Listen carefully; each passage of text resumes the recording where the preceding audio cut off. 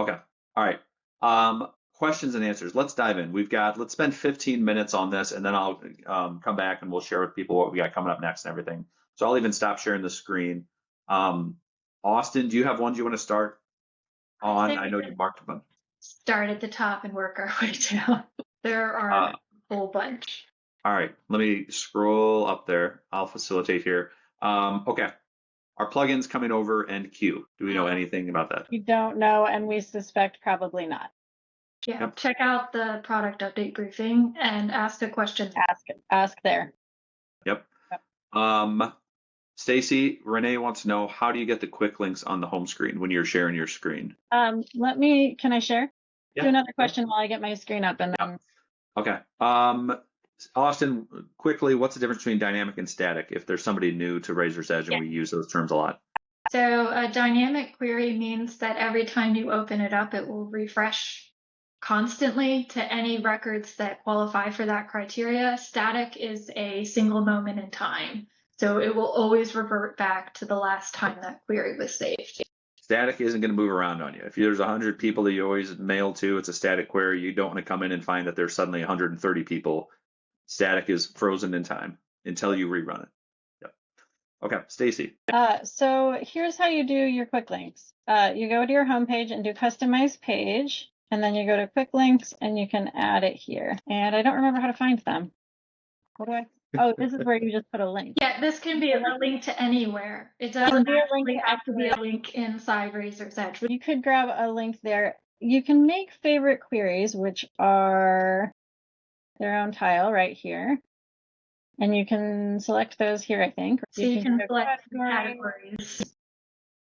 Oh, and you can also, to get those to show up, you go back to your query screen. Sorry, everyone. So you go back here and select it here. So you do add to favorites, and then it'll probably be on that little tile. But the quick links can be, well, we have to give it a minute. It's not there yet. You have to select a category. Where was that? There it is. So there you go. So there's my favorite query. But the quick links can be anything. So you could do a link directly to that query also. Lots of options. So love it. Yeah, and somebody else mentioned too, like they're also rolling stuff out. So there are occasions where you may be looking at a different version of Razor's Edge WebView than what we are. Okay. Question from Ellen, can you merge queries of different types? I.e., can you merge a static query with dynamic query and or GIF query with constituent query? You can merge static and dynamic, but it has to be the same query type. So it has to be constituent to constituent, gift to gift, that sort of thing. Yep. I love Michael's suggestion in the chat that when you use those quick links, put a quick link to the Blackbaud voting site, like there in your, just right there. That's a great idea. Do you have a cheat sheet? Yes, we have given it to you. Do you have a chart on naming conventions for queries and public lists in WebView? That's a great question. We do not. Think about the things that you need to know in your organization. So don't put things in query names like your initials, because you can see who created the query. Don't put things like today's date, because you can see when the query was created, but maybe always prefix or suffix with the project name, or with this is a request from Susie, or whatever it is. So yeah, definitely look at what you have in there and think about what you could do to reorganize. If anybody has a great naming convention for queries and wants to share, please feel free. Yeah, we can explore it too. That'd be a fun giveaway too. Would you recommend random alphanumeric labeling? Oh, my head hurts just hearing you say that. Andy had some thoughts. All right, we won't do that. Jocelyn asks, is there an easy way to pull the primary email address without getting all the other emails for the constituent as well? There's not in query. There is in export. Okay. Not in query, you have to export. Carrie asked, do favorite fields in query go back and forth between database view and web view? They do, but they are sorted differently in WebView. So they'll be in alpha order in WebView instead of the order you add them in database view. So Jennifer asks, dashboards. I'd like to see how to build a dashboard for year over year for these specific funds. Is this a place to learn? Actually, I have a poll for that. I have that same question. If I'm going to launch this poll. So when Andy and I were talking about reporting and like how things used to be built in Crystal and now you can move over to WebView, we want to know, is this something? Would you all like a webinar just on that, like on building stuff out on dashboards? on standard reports, all that stuff in WebView. So if you think that's a good idea, can you guys see the results? Yeah. No, but I can see the chat, and We can. there's people there that really want this. But I think too, and to your point, like you talked earlier about like Insight Designer versus not, right? There are some people that are like, okay, like I will take the leap and I will start doing stuff inside of in the web view, right? But like, what are you getting or what are you not getting? Like, I think if we were to do a webinar, we would want to be able to kind of talk to people about, what Insight Designer provides in terms of value add versus kind of the standard to help justify the expense for some people. This is a first. So we've done a lot of webinars, guys. Andy, Stacy, Austin. This is a moment for us. We've done a lot of webinars. We've done a lot of polls. I don't believe we've ever had a poll where every single person is like, yes, please do that.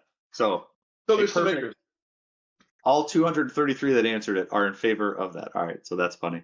Okay, so we will be rolling that out shortly. Jennifer, great question. You're not alone. The world is with you. We will provide some of that insight.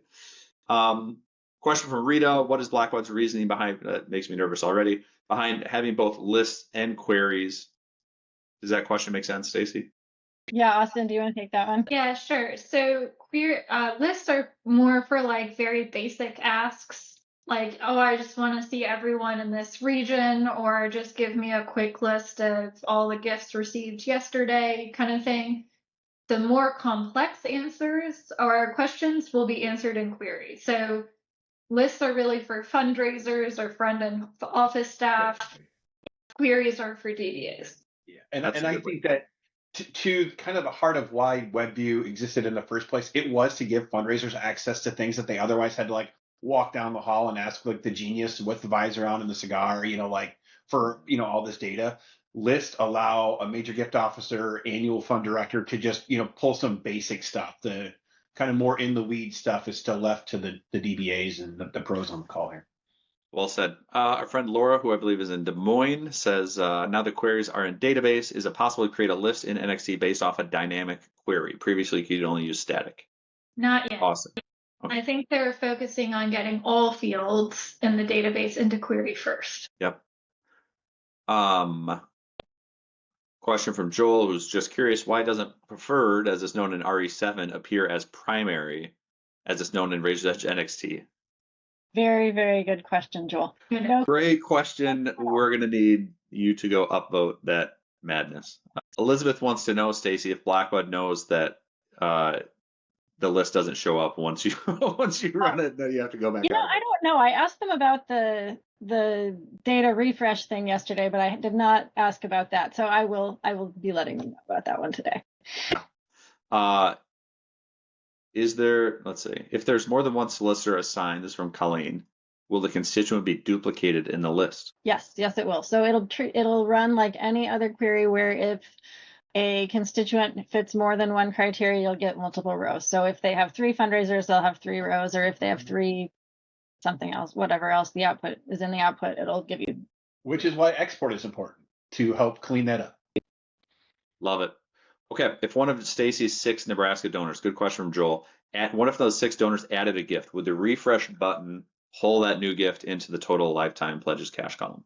I think so. So I have not actually tested that, like go out to another screen and add a gift to that record and then come back and hit refresh. I suspect it would. That's how it works in dynamic query. So I think that it probably would.